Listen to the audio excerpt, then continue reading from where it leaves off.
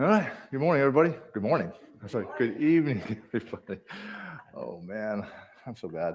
Hey, so remember when I said earlier that this is for you, not about you. That is what the Bible is about. Most people think it's about themselves, but it's actually about Christ, and it's for you. Obviously, the reason why you have to ask questions is why is it for you? So you can understand who Christ is better. That's the ultimate goal. That's why we have a commission to go out and testify and disciple the people about Jesus Christ. So that obviously comes down to the point of now we are actually going to dive into Revelation today and start that journey of that understanding. So many people don't understand Revelation and they claim that it can't be understood. If you think about it, that doesn't make sense because Christ wants you to understand everything possible so you can go out and minister and disciple to others. So that's where we're going. So one thing I'm going to say is you're going to get started in this and we get going. We're going to make this last little piece. It's good information. You are going to learn and understand things that you want to know, the things that you've always been asking about, always wondered about. You're going to understand things you didn't know you were going to learn to understand, things you weren't even thinking about trying to understand. There's going to be things that you are going to learn that you're going to learn to understand that will just going to like shock you. It's like, wow, I had no idea that is something I was going to learn. So, but I can't explain it to you right now, the depth of that. It's just kind of like words that fall on your ears. The only thing I can put to an analogy to that now is a skydiver. I get the question a lot like, what is it like? What's it like jumping out of an airplane? There is nothing I can say to you that you will go, oh, well, I don't need to go skydiving now because I totally get it. It's impossible. I cannot give you the experience.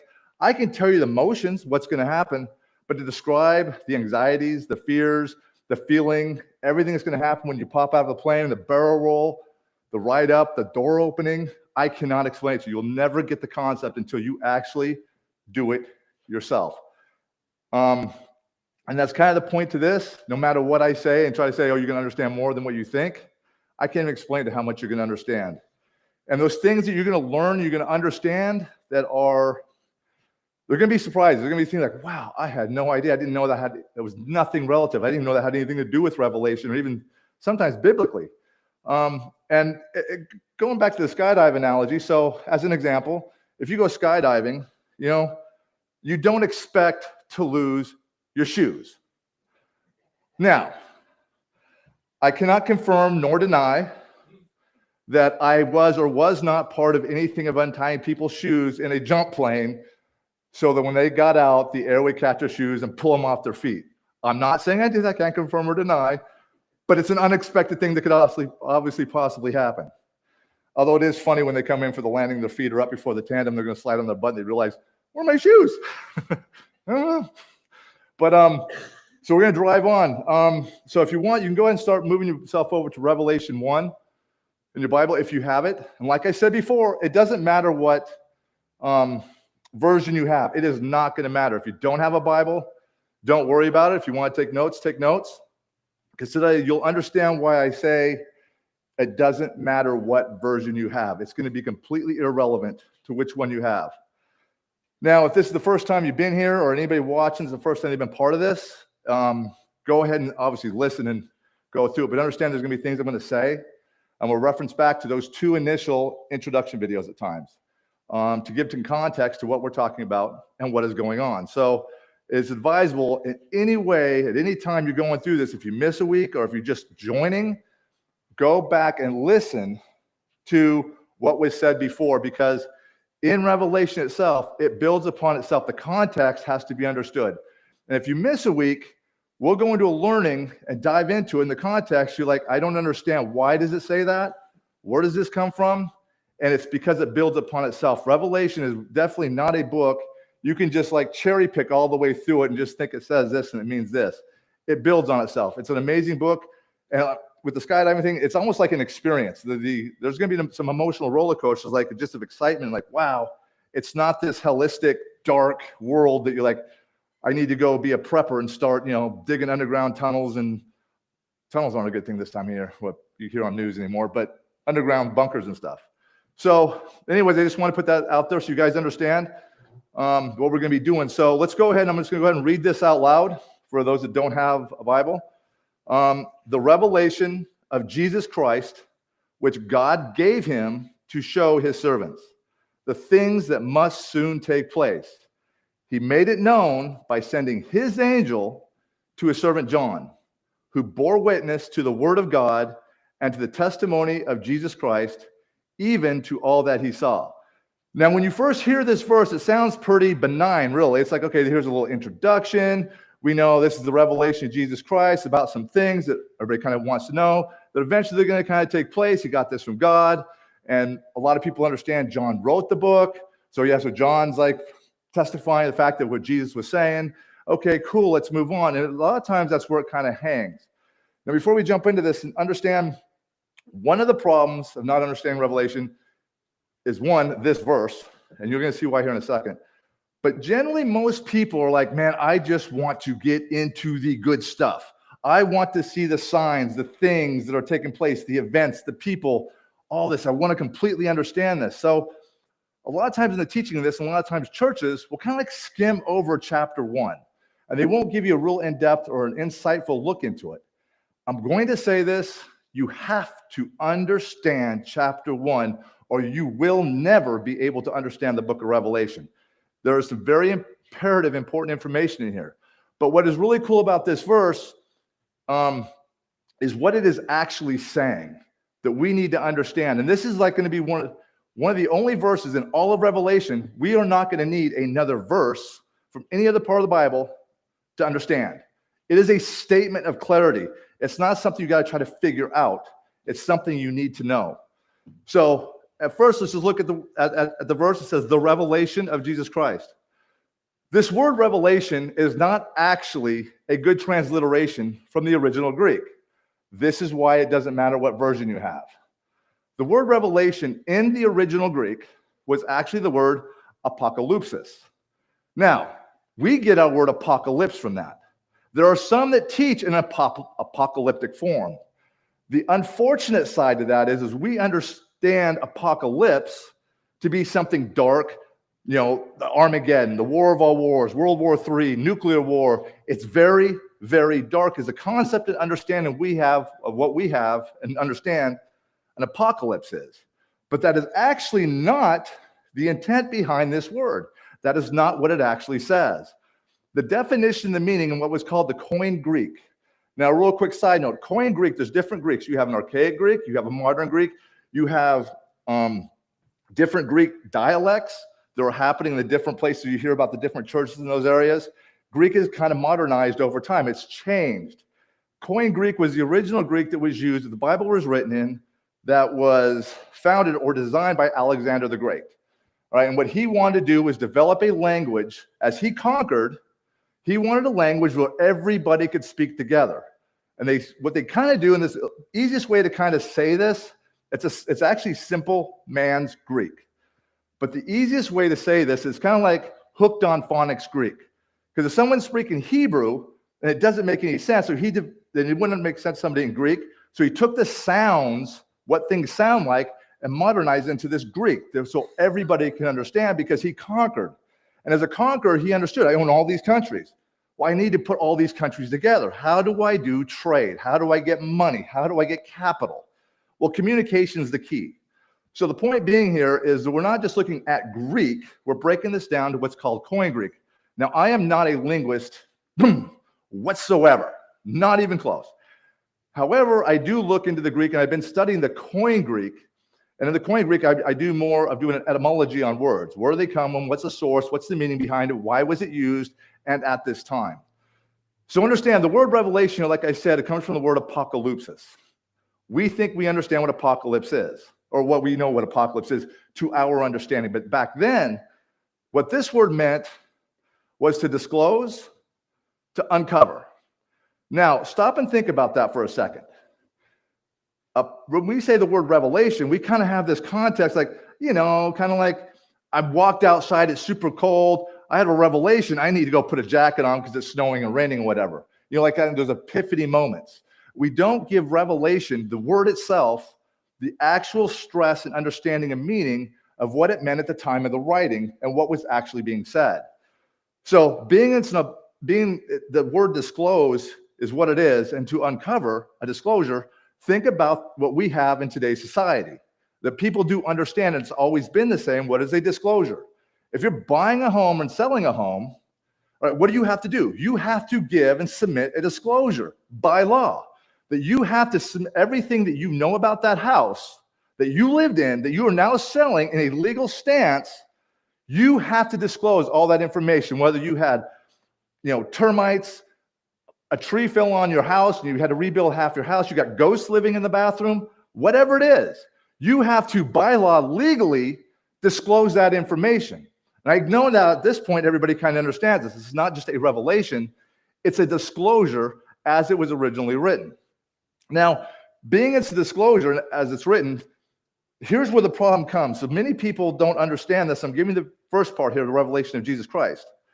A lot of people teach this as being that this is the revelation of Jesus Christ. It's actually a revealing of who Jesus Christ is. They teach this, many people believe this, that the book of Revelation is actually giving you insight to revealing to who Jesus Christ really is. But the problem with this is absolutely 100% incorrect. It sounds really good because you look at the first couple words and he got it from God. So he's revealing himself. He's letting you know, here I am. And we all believe Christ and it's got to be about Christ. The problem with this is, number one, why I'll tell you this right off the bat, that is not a revealing of who Jesus Christ is because there's nothing in this book that has not already been revealed about who Jesus Christ is. Nothing. Everything you're ever going to learn that has to do with Christ, and Christ is the main character of everything, has already been disclosed. And I've mentioned before, this is why you have to have a solid foundational understanding of the other 65 books of the Bible to understand when it's speaking of Christ, or the one that we call Jesus, how that marries to this. So it's not a revealing of who he is. That would be kind of like if someone was going to do one of those gender reveals, right? And this couple, they go get sonograms, they put it out on social media, tell their friends, whatever, and like, oh, here's a sonogram, it's a boy, we're going to name him Jack, and then we're going to go ahead and here's our nursery, and we painted it blue, and it says it's a boy across the wall, and this just goes on for 6-7 months, and everybody is knowing it's a boy. Then you get this bright idea of like, hey, I got a great idea. Let's go on TikTok and let's go ahead and unveil who this is. Let's do the gender reveal of it, and you go out there and people watch it. Well, maybe there's something I don't know. Maybe this really isn't a boy. Maybe I don't understand something. And they pop that balloon and blue stuff come flying out. You're like, it's a boy. You've been saying this for 8 months. What did you just reveal? Nothing. You revealed nothing that anybody did not already know. So that's the first thing I'm telling you like this, and you'll understand this more as we go through Revelation. The second point to that, like I've told you before, sometimes I got to deconstruct things that are taught incorrectly, is when you read the verse, a lot of times what they'll say is the revelation of Jesus Christ, which God gave him to show his servants. And they'll kind of leave the thought end right there. There's no subject to it. So people go, look, it's from God. It's revealing Jesus because he's showing his servants who he is. But the problem is, if you understand about language and sentence structure, it's still an incomplete thought because it keeps going as it reads. Because the next thing it says is to show his servants the things that must soon take place. What is being revealed? It's not him that he needs to show him servants to. It is the things that must soon take place. So this is not a revealing of Jesus Christ. This is a revealing, if you want to use the word, of the things that must soon take place. And what are the things? The things is everything that everybody wants to know. We're going to get to that in just a moment. But so anyway, so this now you understand is a disclosure that is given by Christ. It is his. He owns it. God gave it to him. It's from him. Now, or it's of him, I'm sorry. It's his after God gave it to him. Now, let's keep reading. The revelation of Jesus Christ, which God gave him to show his servants. Now, here's interesting. This is something that gets passed over. And just like when we were talking a second ago about a disclosure is a legal process. It's a legal thing. It's of the law. And you're going to understand one of the things very paramount, more than you've ever, I promise you've ever understood, that everything that speaks is based on the law. So people say, well, Jesus came to fulfill the law. Yes, that is true. But that is just the tip of the iceberg. God is just, short for justice.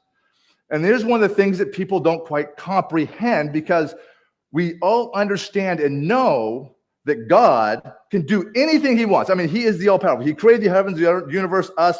He can do whatever he wants. Yes, theoretically he can, because he is God of all things. However, there is one problem.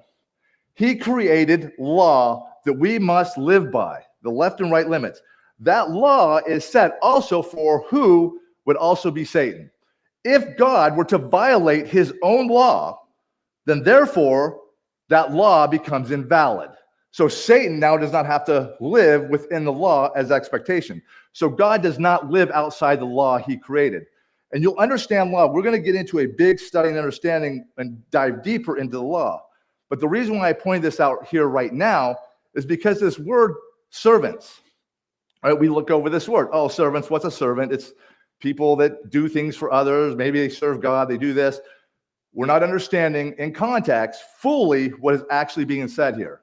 And notice the word is used twice in this passage, in 1 and 2.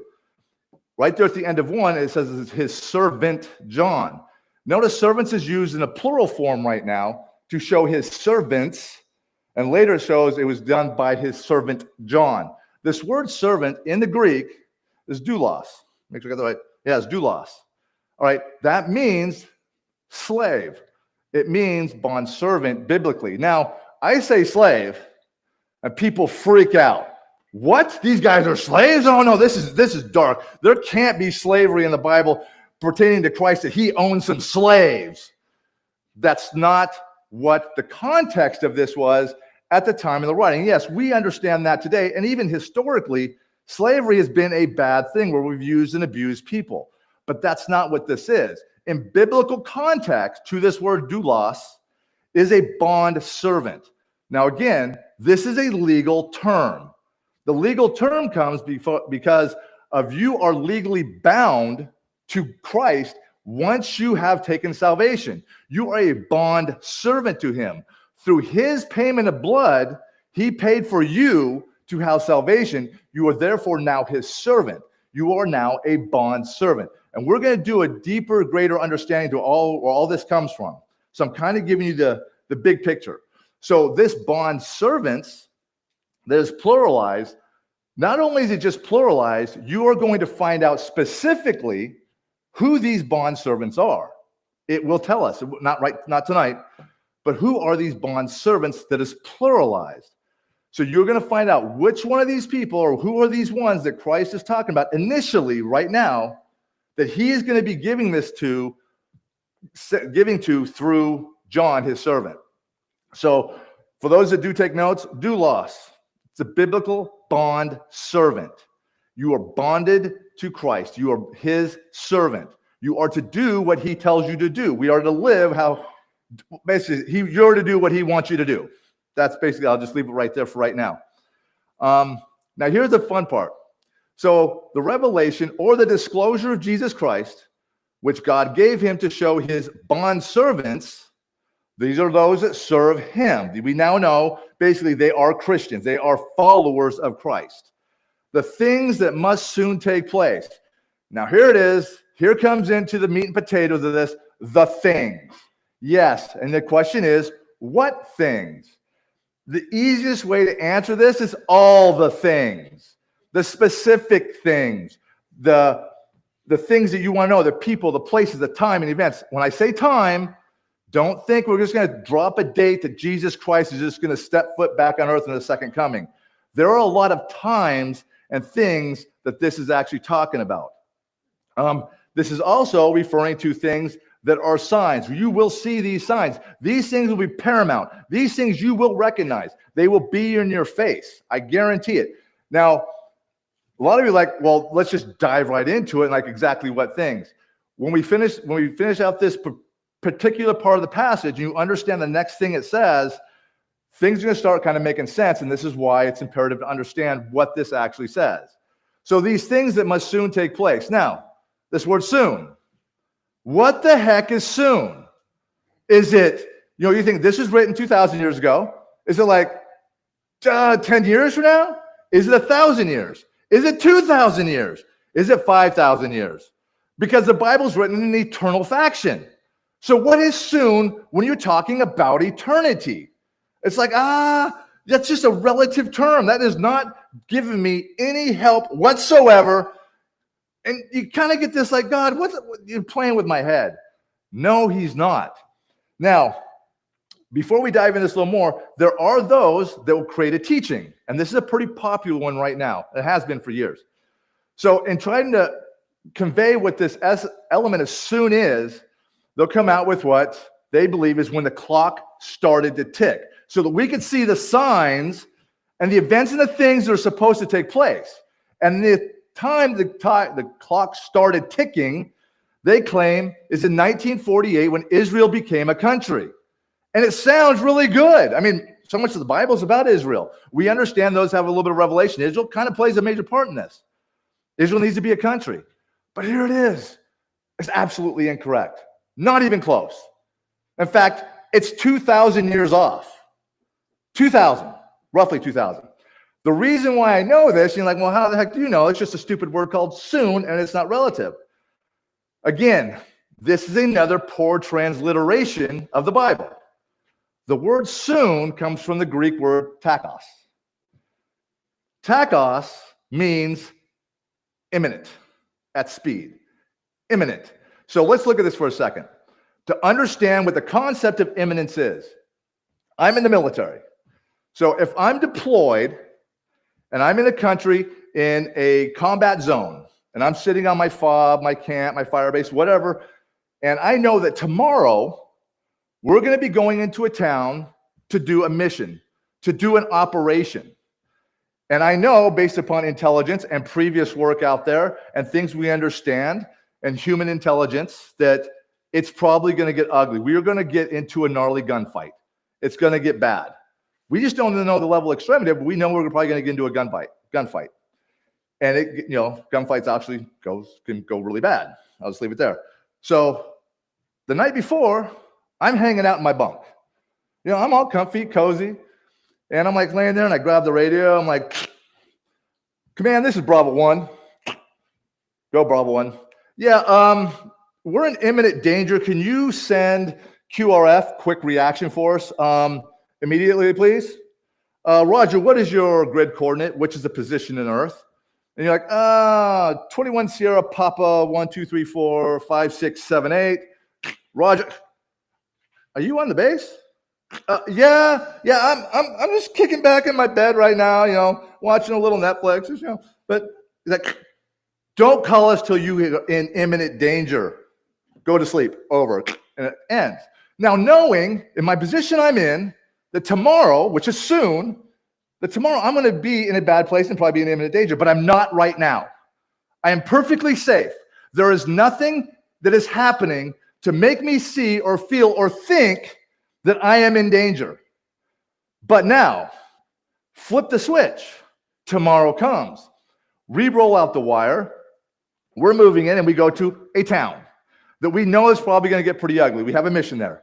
And all of a sudden, it erupts. Boom. And we are in a massive gunfight. We are being surrounded. We are in serious trouble. We are in imminent danger.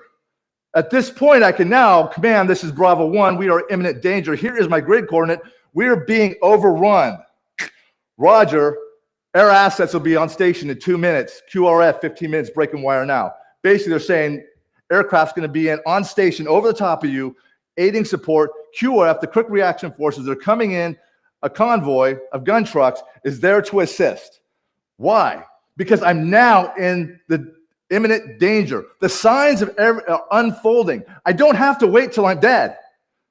It's already unfolding. They're closing in on us. The gunfire is going. We got guys down. We are not going to make it. Everything tells me everything I need to know I am now in imminent danger. That's what this is. Imminent. This was written around 90 AD. Give or take, 90 AD. That means at the time this was written, the things that must soon take place are the things that are imminently taking place. They already started. The signs, the things, the events, the people, the places, the times already started 2,000 years ago. And they've been unfolding like a set of dominoes when you knock them over. Ding, ding, ding, ding, ding, ding, ding, ding. Because one thing has led to another. We don't see it. We don't recognize it. We don't understand it. Because we haven't been taught right. Because they don't understand, even right now, this very first verse that's written in the book of Revelation. Because we want to overlook it and get to the good stuff and come up with our own interpretation of what this means. So the word soon is interpreted as 1948 when Israel became a country. That's an interpretation because they don't understand what it says. Now, I'm even going to give you this much more information. When I say imminent, written around 90 AD,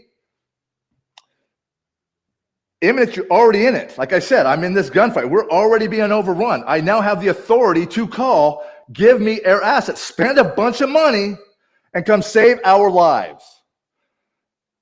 We were already in it. One of the things you'll notify, and this is going to be an easy one as we as we go through Revelation, that Peter's going to be a good identifier in this. Around the 35, 40, 50 AD time, about 40, 50 years even before this was written, the signs were already happening. But remember what I said last week? This Bible has one purpose. It is redemption. The redemption of Christ for a man and for this earth. When Christ fulfilled the first part of his job to redeem man on the cross, and he came off that cross and walked, and he was now risen again, redemption of man was done. He has one more job. It already started when he walked and came out of that tomb. The events and things that you want to look for started then, and they have been happening nonstop since. And now, we're studying this, you're going to see what I'm exactly talking about. You will recognize it. You will understand it. You'll see it. And you will then, as we go, understand and see exactly what is happening today. The things you look out in the world that maybe you don't understand, you don't see, have questions about. You'll understand how they align and how they are already things that God has testified saying, I'm going to give you this information in very specific recourse. And not only that, you are going to be able to recognize the prophecies that have not been fulfilled, but the table is already being set. You'll be able to see things happening going, wow, this matches this prophecy. This is aligned with this prophecy. You will see all of it in detail. That's why I say in the very beginning, this is kind of like an experience. When you start understanding truly and seeing what is going on and understanding the prophecy that Christ gave, this book of Revelation, it is colorful. It is immense and it's super exciting. So let's keep going on. He made it known by sending his angel to his servant John. All right. We already know who John is. John was a disciple. He was on an island. We will get more into this, a disciple. But he is the one that has said that he actually is the one that wrote Revelation, all right, by order of Christ through what he's seen. We will get into that more, but that's who this person is. He is a bond servant. Whew, let me get water. It may be cold outside, but it's not cold in here. Okay. So anyways, now in verse 2 it wrote, who bore witness to the word of God and to the testimony of Jesus Christ, even to all he saw, even to all that he saw. Now, this word, this is kind of something you see kind of theoretically, not theoretically, you kind of see it through the Bible, the testimony of Jesus, someone bore witness. Do you understand what that means? Let me tell you. The problem is because we use this word testimony, you're going to testify something. And even to what we know and understand in our culture, in our world today and for years, a testimony is you are going to state something that you're going to tell the truth, the whole truth, and nothing but the truth. You put your little hand on the Bible, you're in court. Like that really always happens. But stop and think for a second. A testimony we understand now is, yes, it is that, and it's pretty close, but it's actually missing something. And here's why. When you go to court, if someone goes to court, do they really tell the whole truth? Now, they tell the whole truth of what they are examined or cross-examined on. But you almost never see anybody, a defendant, sitting up in a chair that says, tell the story, because he gets questioned on it. So your lawyer and the defense will pick apart and find ways to get you to say what he wants you to say, but you're never really getting the whole truth. It's not really there, but you are legally giving the whole truth of the question you asked. But this word here, testimony, it's good, but it's incomplete. This word testimony in the Greek is actually the word martyria. Martyria. Now, it virtually means the same thing. However, the caveat to this says to not hold back. Now, who's not holding back? Jesus Christ, right? To not hold back. Nothing is being left out. Now, let's jump really quick right back up into that word that we learned, revelation, and what it actually is. It's a disclosure. And now, at that time, we only use that word as being a disclosure. But like also, when you are doing something in real estate, you are giving what's called a full disclosure. You can't leave anything out. You can hold nothing back legally because you are selling a house to someone that is going to take that deed from you, and the bank is going to insure it and guarantee that money to give to you. You have to give a full disclosure. Well, now that we know that Christ is giving a testimony of disclosure of the things that must soon take place, we now know, and he says by the word testimony in the Greek, he holds nothing back. It is now a full disclosure. It is now a legal binding contract that Christ is now not only testifying and promising, but he's giving you full disclosure, which means nothing is held back. Now, if you stop and think about this for a second, what did I say last week to those that remember?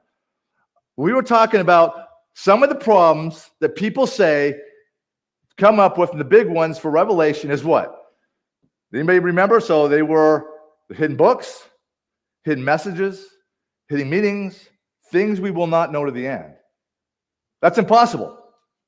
Christ is giving an entire disclosure under testimony. He's promising you.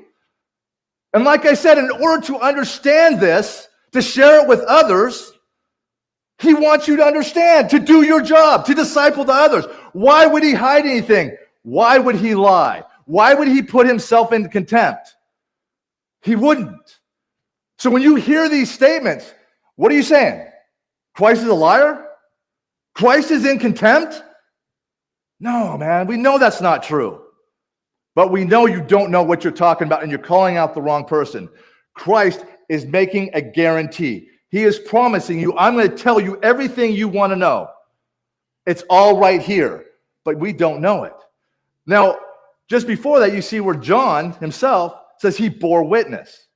So that word bore witness is almost the exact same word. So testimony is martyria, and bear witness is martyreo.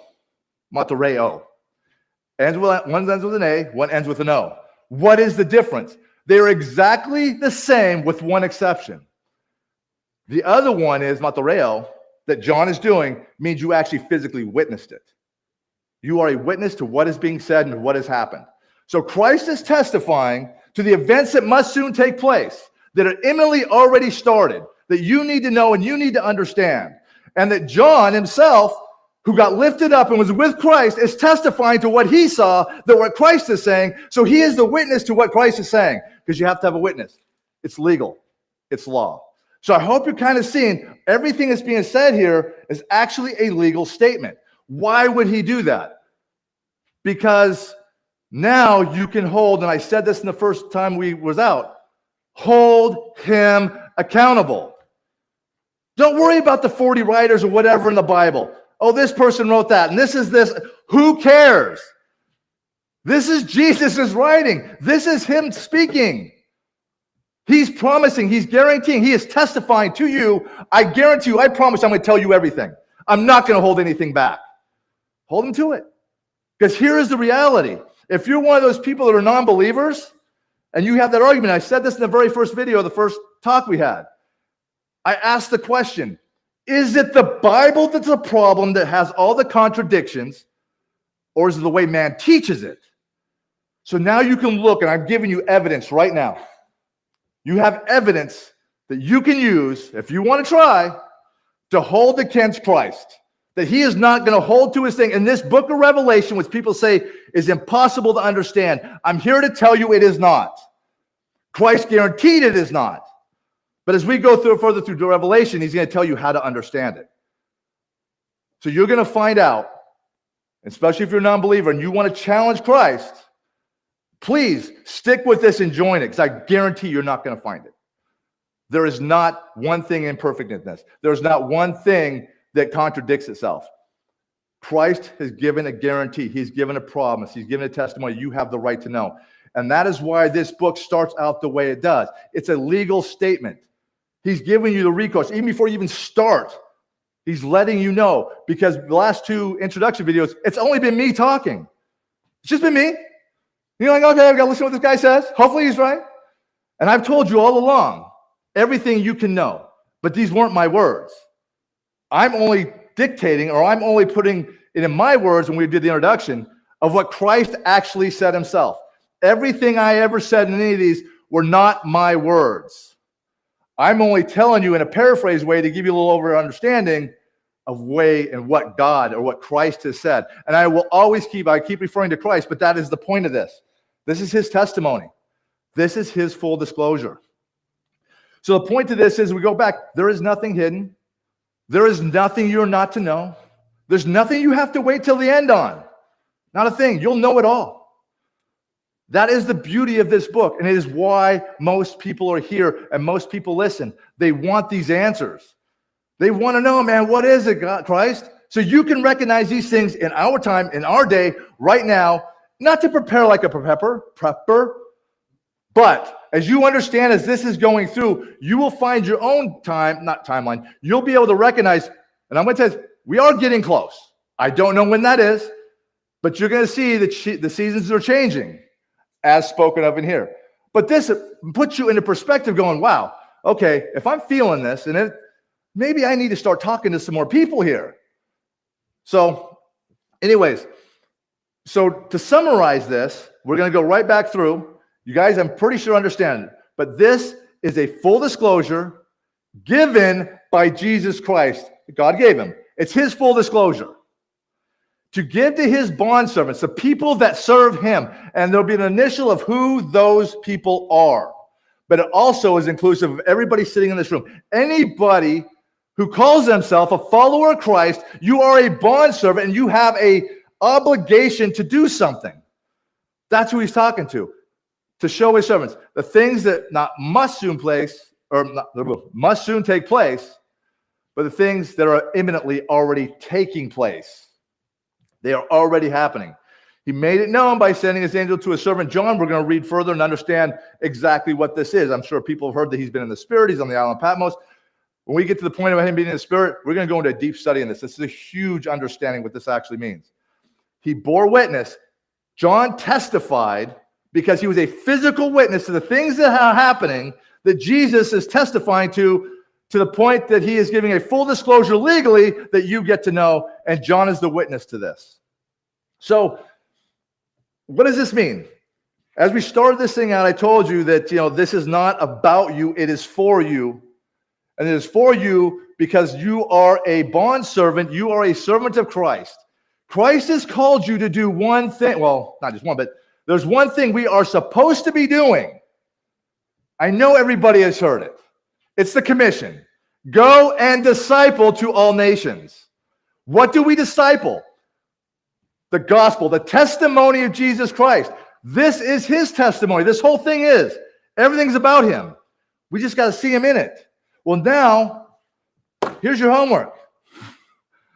Share this with someone. I know have learned something today. You learned a little bit of Greek. You can actually use the word disclosure. That the word soon, actually, you can tell people imminently, it's already started. Christ promises, come check this out. You need to check this out because he is guaranteeing this. He's not lying. You think he's lying? Come check it out. You'll see that he doesn't. You got family, you got friends, you got whatever, people you care about. Share this with them. That is your job. And now you have something as opposed to where normally we go out from a church setting, you go in, it's kind of hard to go, hey, Jesus loves you. He died for you. Everybody's heard that. But since Revelation is this book that everybody is bewildered by, you are now gaining information, not from me, but by the Word himself, by Christ himself, that you can share and you can show in a simple way to make minor conversation and draw an interest. If you can't do it, if you're like really nervous, you're like, talk to people. Okay, back to that black table sitting behind everybody, like there's that little offering basket in front of is some cards. Hand them a card, say, hey, go check this out. Go listen, see what you think. Come back and let me know. Bring somebody next week. Say, hey, look, just come check this out. You're my bud, you're my friend, you're my pal, you're my son, you're my daughter, you're my sister, you're my brother. Just come listen. I mean, just hear this, and you can help share this with me. But the point is, the homework is what I'm saying. It's not my homework to you. All right? This is the homework that Christ has given you to do. All he said was go out and disciple and love others as yourself. Why is it important to love others as yourself? Because you don't have to love them like a husband and a wife. You don't even have to like the person. But if you love yourself, person like yourself, that means you want them to have what you have, and that is the gift of salvation. No matter who it is. You don't have to like them. But you are to love them, and you are to witness to them. I suggest go out and do it. I ask you to. Bring him here. So, that's about all I got for tonight. I hope that kind of opens some doors, opens some eyes, and understand where we're going to be going on next. We will take a 2-minute break because sometimes I speak fast, and maybe you didn't get everything. Maybe there's some questions you have about what I said, or you want to make better notes, whatever it is.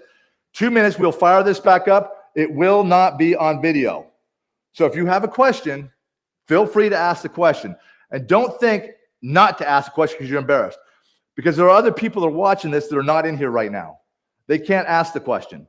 And what's going to happen is myself and Phil are going to start doing a podcast based upon questions and things that he looks at so that we can create clarity to understanding before we go into the next week so everybody's on the same page and understands. Because the understanding is important and is paramount.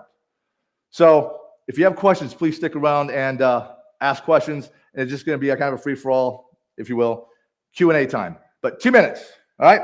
Thank you, everybody. Thank you.